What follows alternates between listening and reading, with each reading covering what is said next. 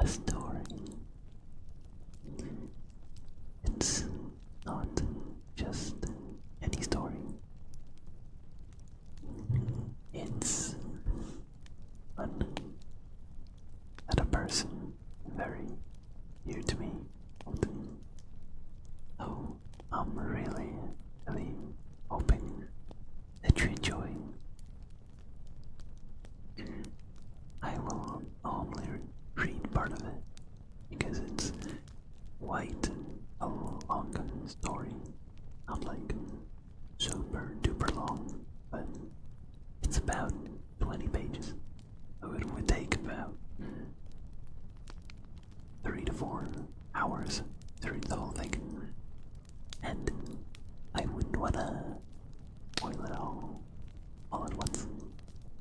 So I will likely read through the first chapter or two. So lay back, close your eyes, and enjoy.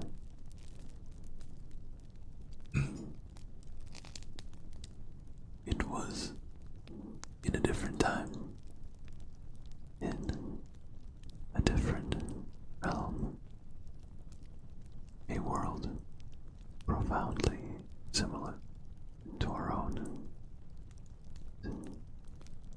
completely distinct. Here, everything was alive and conscious. The beauty of this world was so varied that it was difficult even to describe, and nothing was ever lacking. Everyone was satisfied and genuinely happy. Our existence here, full of joy, laughter, happiness, fulfillment, and all the things that made one feel truly alive. It was a place where if you wanted something, all you had to do was simply think of it. Before you knew it, space would ripple and the object would appear. Thus, your wish would be fulfilled in a more playful way. You might fall from a tree branch. Other times, the ground would open, allowing a flower sapling to rise until the bud popped open. Small magic. And there rested desired item. It was as if the world itself was playing along with us. On certain days, a pond would appear, though it wasn't truly a pond. That is what we called it. This space opened up the ground, allowing us to view other places as if looking through clouds above them. Though through this watery veil, we could see unfamiliar homes where people had to build everything themselves. Life there did not seem as effortless as ours. Looking into the pond taught us a profound lesson. And we could share the things no longer needed with those we saw through the surface. We would gather items in bundles and send them away excitedly, watching how they shared these gifts with their friends and loved ones. Seeing them bring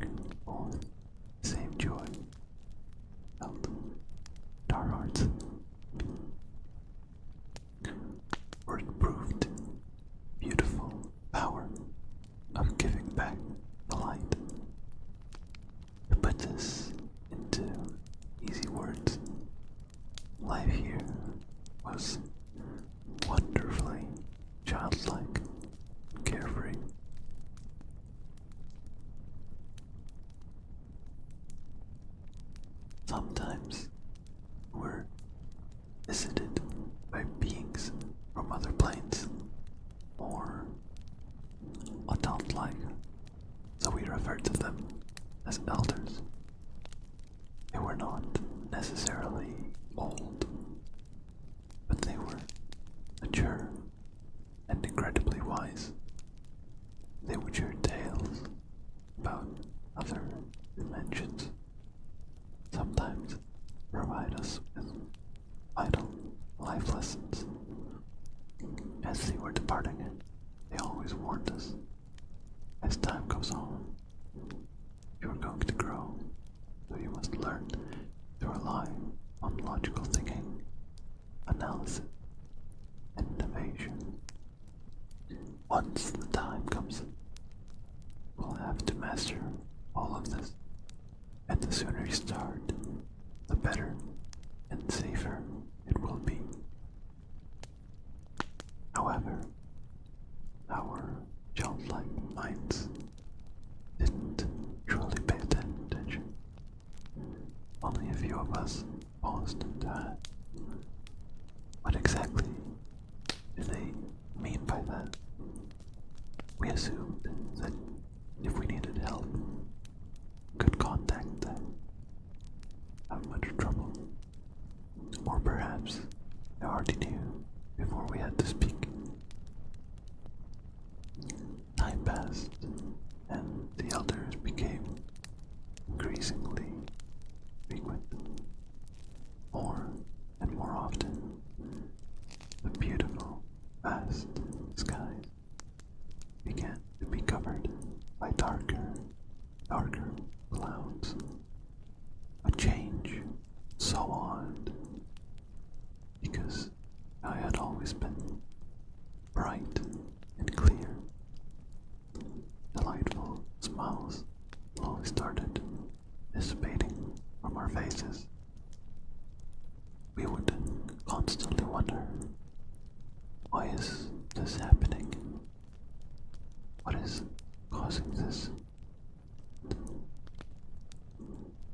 Only one answer seemed to arrive for all of us, and it was connected to the world, all through the pond.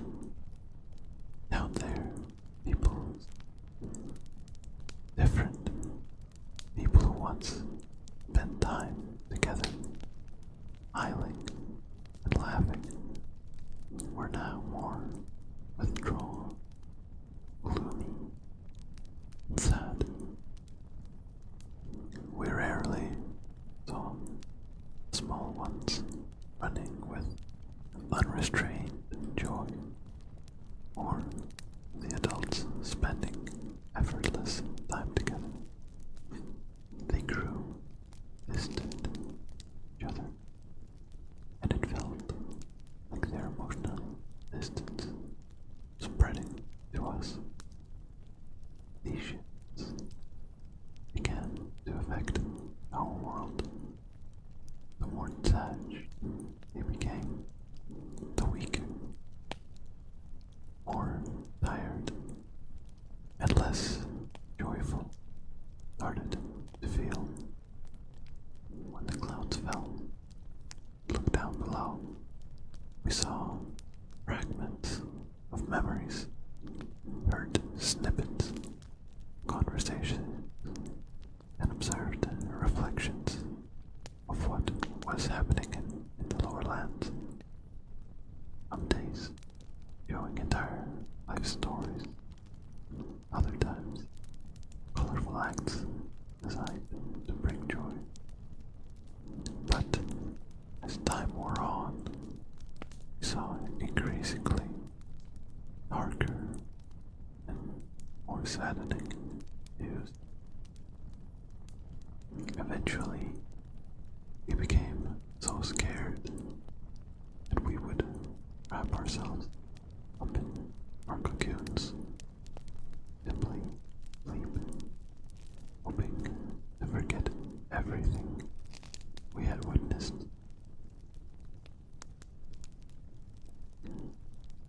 As time went on, whenever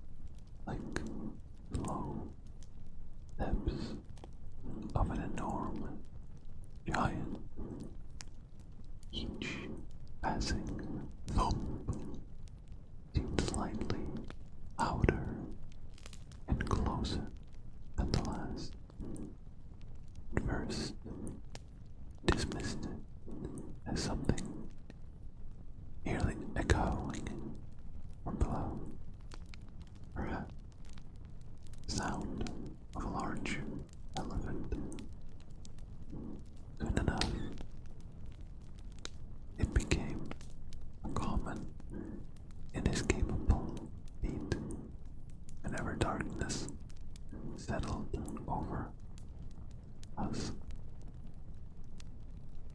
We would constantly whisper to one another, "When is the last time the elders did? Maybe they know what is happening here and what that sound is." We listened them intensely. Their fantastical story and wise lessons are now invaluable. The pervasive gloom made us so drowsy that we often just slept through the distant lumps without even noticing. Then came the day when, while we were all sleeping peacefully in our cocoons, we felt a strong tug and movement, but because profoundly drowsy, we simply continued to sleep, telling ourselves it must have been merely a bad dream. When we finally woke up, feeling fully rested, but awaited us not what we expected.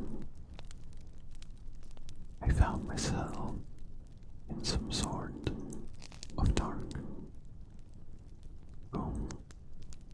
I tried to move, only realizing the space was painfully small, barely enough to sit up and stretch my legs. I heard movements nearby. It turned out that my siblings were also confined here in their own little spaces. We thought, perhaps these are just trees playing games with us. But the longer we stayed, the more obvious it became that this place did not feel natural. It felt dark, gloomy, and profoundly sad. It lacked life. A slight draft carried an unfamiliar foul smell, which we could not identify. Were utterly confused and deeply lost, like newborn pups in a strange world. As I kept hearing cracking and light thumps, I realized my siblings began looking for the slightest gap or crack that might give us even the smallest hint of where we were, what was happening, or how to get home. But no matter how hard we tried, it seemed impossible to find anything. Disappointed, dejected, we realized we were imprisoned by some unseen, unknown, and incomprehensible. This realization filled us with mounting terror.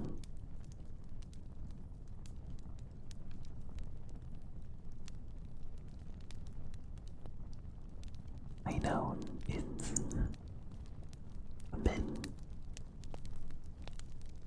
of a gloomy tale so far, but I promise it does get a lot brighter.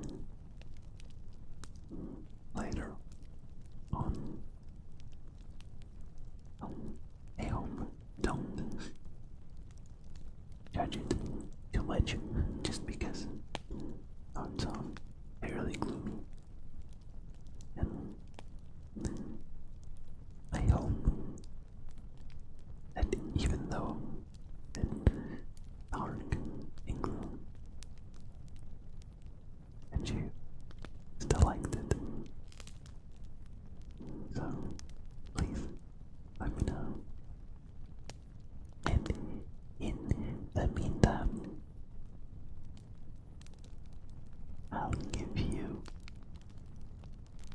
big cuddles and kisses. Yes, like there. So focused, listening to me read you a tale.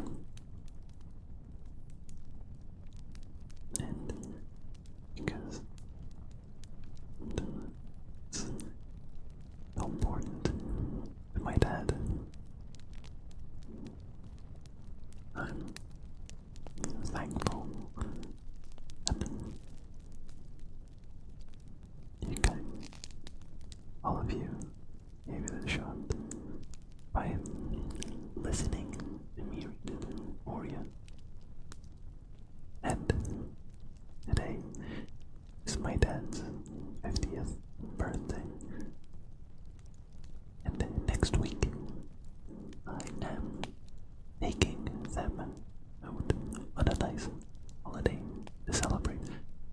So, next week, unfortunately, I might not be able to spend time with you, darlings. So, I'll have to cuddle you and give you all of the kisses so that you don't feel too lonely while I'm away.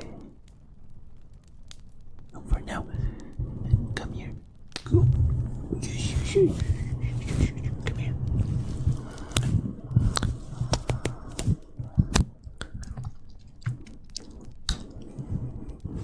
Yes. No. No escaping. No escaping. You are mine. I have captured myself a darling.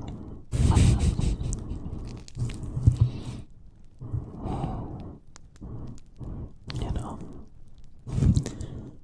I really, really like cuddling you, darling.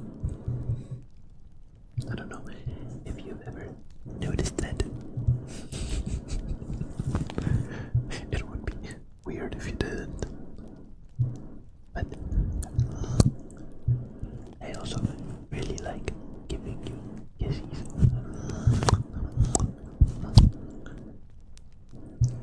Which I also don't know if you noticed, but I think you did.